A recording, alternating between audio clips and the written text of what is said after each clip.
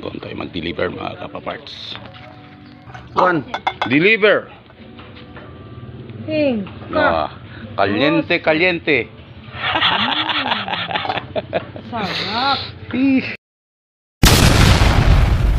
Safford Jokes.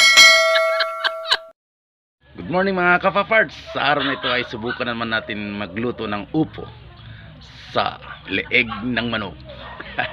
Pero bago dyan, ako ay magpasalamat muna dyan sa mga magitik kong mga followers. 6,000 followers. Thank you for following me to my Facebook, and soon to become the subscribers of my channel, Kapaparts Jokes. So mga kapaparts, tuloy-tuloy lang po tayo sa pagtuturo magluto ala probinsya. Mga simpleng pagluluto.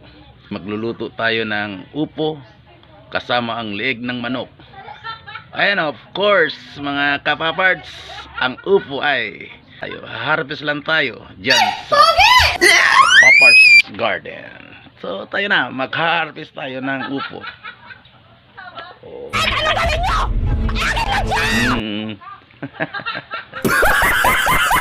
Mahirap tong magbibideo na walang kasama.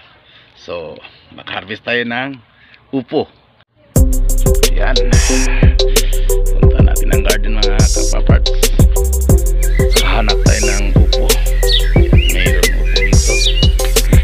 So ayan mga kapaparts, hanapin natin yung pinaka unaan ng bunga.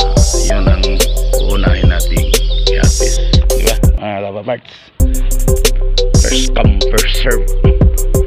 So, uy, may hinog na dito ang palaya. Huwag natin yung pansinin. Kaya ang hanap natin ngayon ay upo. Dito yung mga upo mga kapaparts. May mga upo pa dyan. Ayan. Eto. Tama ito mga kapaparts. Ready to harvest na to. So ito mga kapaparts, i-harvest natin to. Ang haba ni Manoy. Ito na ito mga kapaparts, ang haba. So let's the magic begin. Ayan mga kapaparts, super haba. Sa susunod ituturo ko kayo mga kapaparts kung paano pahabain yung upo natin. Tingnan niyo yung upo. Yan ang sekreto ni Paparts. Paano ba kaya hahabain yung upo natin mga kapaparts upang pang-satisfy talaga ang mga magluluto. Iisa lang ito sa mga mahabang bunga ng upo dito sa garden ni Paparts. Actually mayroon pa ditong pahaba na. At saka dito may doble-doble na yung mga bunga mga kapaparts. Mag-harvest tayo ng tanglad. Ito, the magic is begin. Ayan. Ang tanglad na ito ay ilaga natin sa leeg ng manok para labas na labas talaga ang aroma at bango. Kaso lang blackout ngayon mga kapaparts. Tayo masyado makita yung tutorial natin, no? Kasi blackout. Sige lang, susubukan natin. Paraan lang yung mga kapaparts, di ba? Natin makita ng masyado. Lakihan yung mata. Pakuluan muna natin yung manok na may kasamang tanglat, paminta, at konting asin. Ayan. At lagyan ng tubig mga kapaparts. Ayan. Madilim mga kapaparts dahil blackout.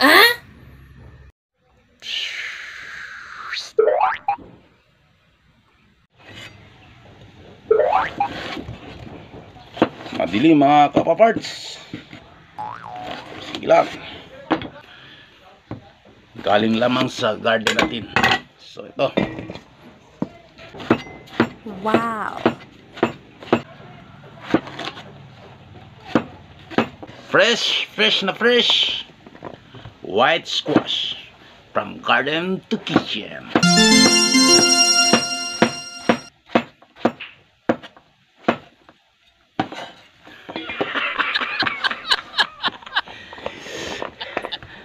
ganito lang talaga mga kapaparts. Dapat ganito. Baka matamaan yung daliri mga kapaparts.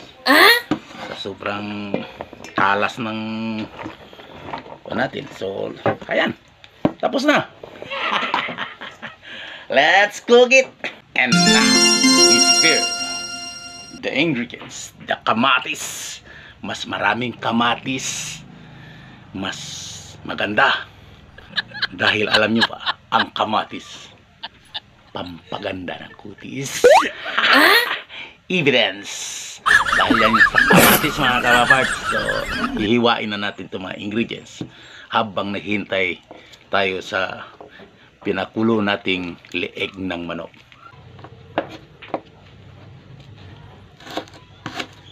Sibuyas.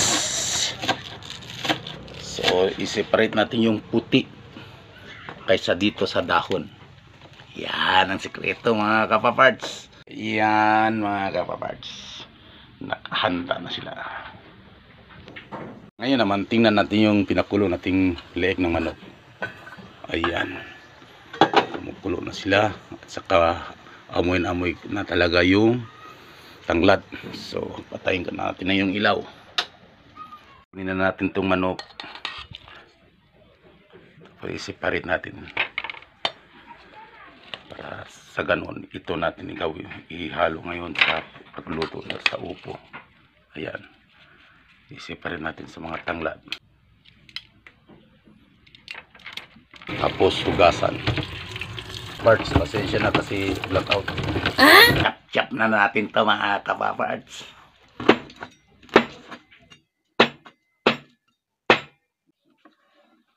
Ayan.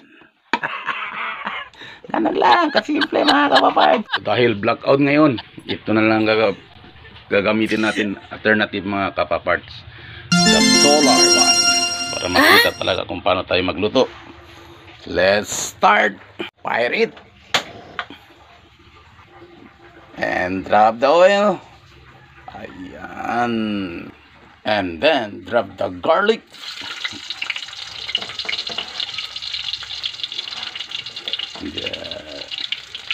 The sibuyas. And then another sibuyas. And then the kamatis one. Ayan mga kapaparts. Let's start cooking. And now, let's drop the chicken.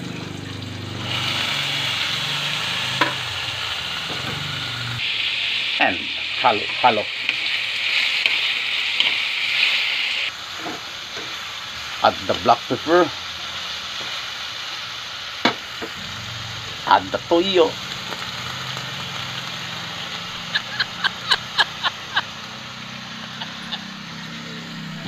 Oyster sauce. Higain natin to. Ukay. Mukhang masarap na mga kapaparts. And then drop the upo. Kalabasa.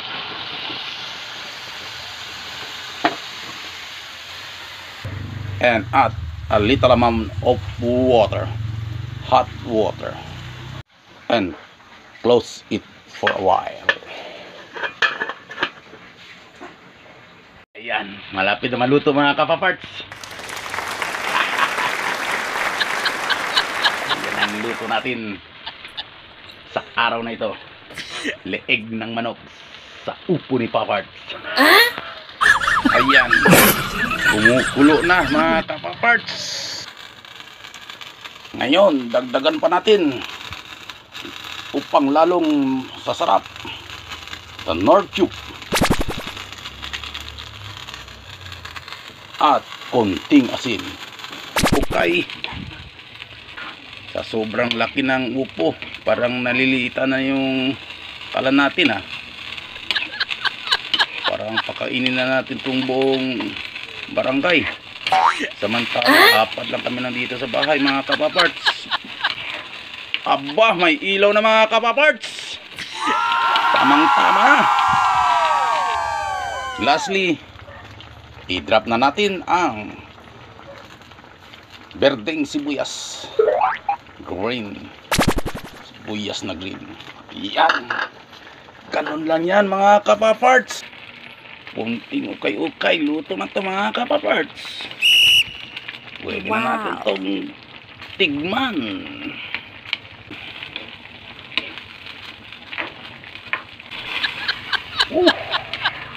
Super init.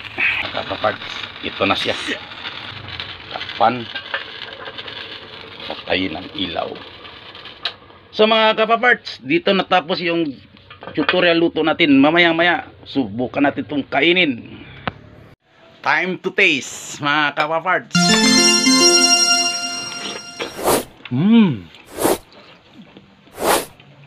Ang sarap. Ang init. Ay, anong galing nyo? Akin na siya! Fresh na fresh. Saka ang manok na nilaga sa tanglad. Ang sabaw. Sarap. So, karapat-dapat lang natin i-share sa kapitbahay ang niluto nating po sa leeg ng manok. So, share the blessing. So, deliver tayo ngayon sa kapitbahay para upang naman sila ay matigman ang luto ni Papars. From garden to kitchen to mouth. Mga kapaparts, salamat sa pag-subscribe, sa pagpanood sa video ni Paparts sa tutorial cooking.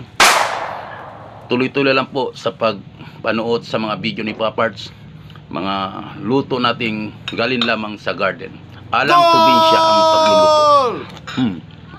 Native na native, simple na simple, masustansya. Paparts, thank you. Tara, kain na tayo. Napakasarap. Hanggang sa susunod na episode, Kapaparts Job. Bye-bye! Fafford Jokes. Mag-deliver na tayo ng gulay sa kapitbahay. Doon tayo mag-deliver mga kapaparts. Doon, deliver! Kaliente. Sarap.